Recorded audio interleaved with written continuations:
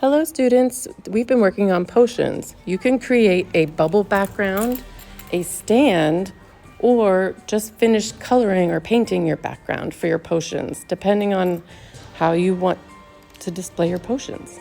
If you're going to do bubbles, you should use a stencil to create very, very perfectly round white circles on a black paper. Usually bubbles are different sizes, or at least they're near and far. So you can do large bubbles, usually towards the lower part of the picture plane. And then you can do medium bubbles, and then you can do small bubbles, usually towards the top of the picture plane. Bubbles can be going off of the picture plane. So maybe hold your stencil someplace where the circle stops at the edge.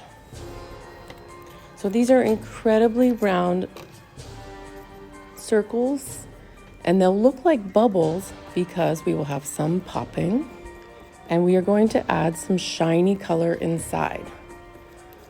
Bubbles are perfectly round in the real world because the air is holding them in a pocket. After you create your circles, it's time to add some color. We do this as little smiles. Here I'm pushing and adding a yellow smile in the same place on every bubble. You can use any colors you want. Wherever you put a smile on one bubble, you do it on all of the others, and you make it match the same size. That will work for that bubble. It's good to do more than one skinny line, so I kind of went over each yellow like twice.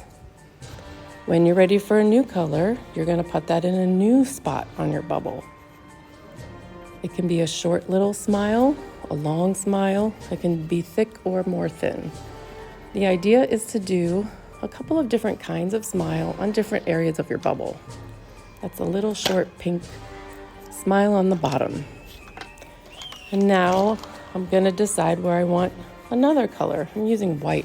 White is great for showing that a bright light is in the room with your bubbles. I'm doing a big, thick, bright white smile up on the top of it. And now I'm gonna add one more color.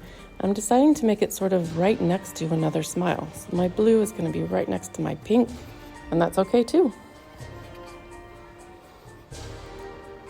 So I haven't gotten my hands too dirty yet with chalk, but now is the time when I can make sure and use one finger per color. So I'm using only my pinky to rub my white in the same direction as the smile. So I'm curving my rub and using only one pinky so that all those white areas stay white.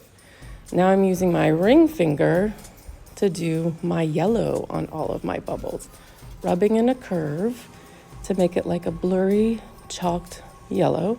Then I'll choose a different finger for that pink-blue schmooge. And now these are starting to look like real bubbles.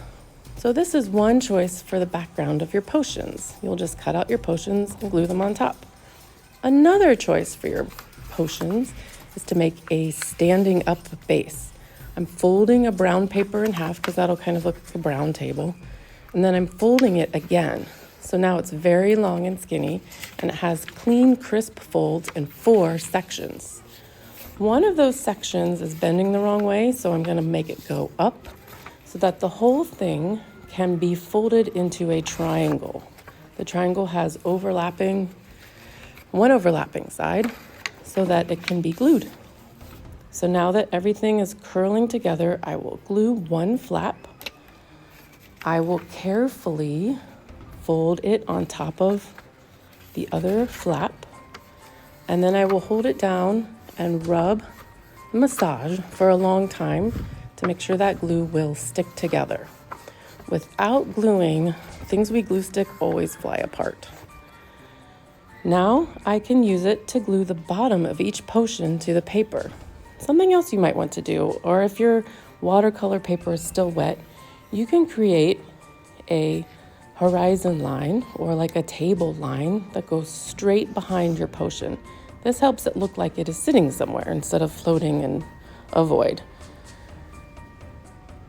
I'm creating a tabletop that will have some other ingredients and spooky things to go with my spooky potion. I'm doing a skull and an apple, but you can do whatever you like.